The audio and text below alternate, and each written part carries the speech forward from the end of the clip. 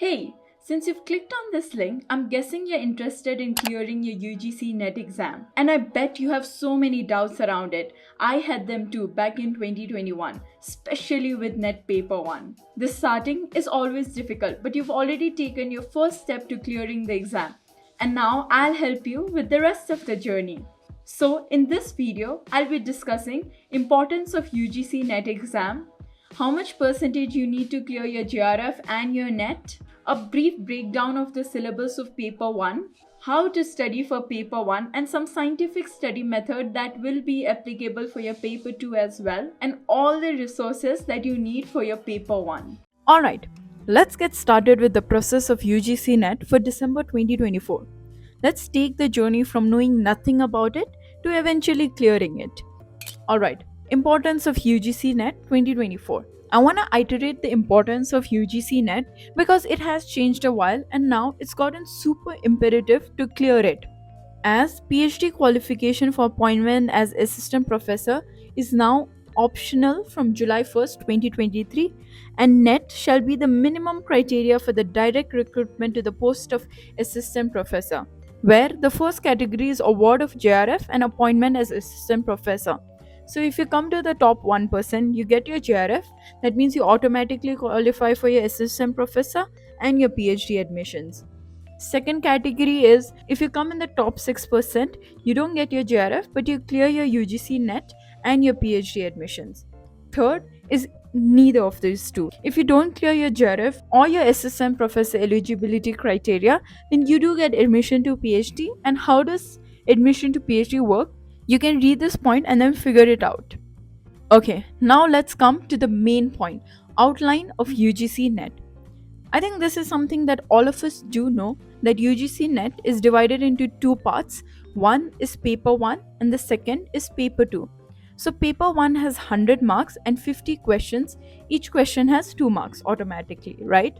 And paper 2 has 200 marks and 100 questions and no negative marking.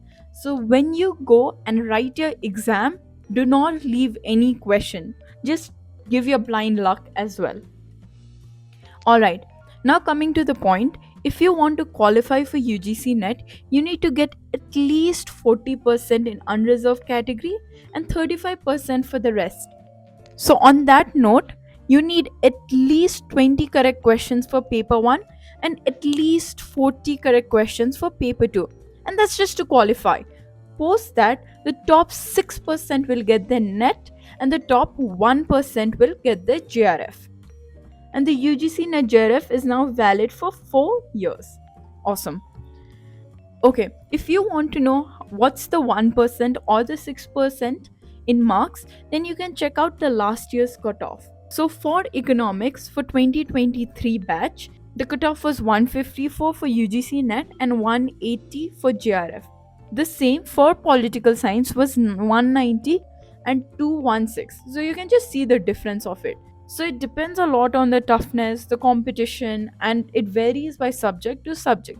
So depending on what your subject is, you can go and you can check it out. Okay, the syllabus of paper 1. We are very scared of paper 1, aren't we? Because for paper 2, you kind of know through your bachelor's and through your master's that okay, what can I expect? But paper 1 is something very different and very new. But don't worry, I'll break these down for you, make it very easy for you to remember and revise and to never forget all of this. So let me quickly brief you on the syllabus of NET Paper 1. We have about 10 topics, each has 5 questions attached and the total marks is 10, making the total 100 as in the case of Paper 1. Okay, to give you a gist of each of this, from teaching aptitude, there are teaching concepts, learner-centered teaching, factors related to teaching. These are easy concepts to remember, but you can expect few tricky questions. Next, Unit 2, Research Aptitude. I'm guessing most of you have done this in your masters. The syllabus is almost the same. You have to focus on different types of research and research process mostly. Next is reading comprehension. This is something very similar that comes in most competitive exam. You get a passage and you need to answer based on these passage. Communication is another very interesting topic where you learn about entropy, noise, different theories on communication.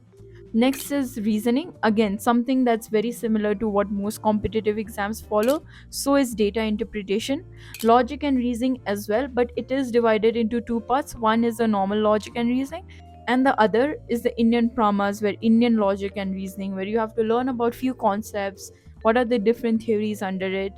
Maybe something very new for you to remember, but don't worry, I'll help you through this as well. ICT, People and Environment, and Higher Education have few general knowledge to remember. I'll be helping you highlight these few important points and helping you remember as well. Digital initiative under ICT is a very important topic where you learn about different platforms in India.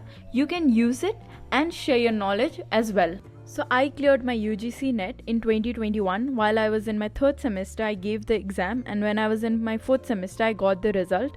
I failed to clear my JRF, but just 2.216 was the cutoff. I got 214.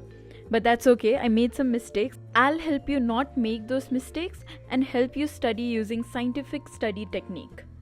So in this particular playlist, you'll find all the videos for UGC NET Paper 1. Do subscribe, follow and share. Thank you guys.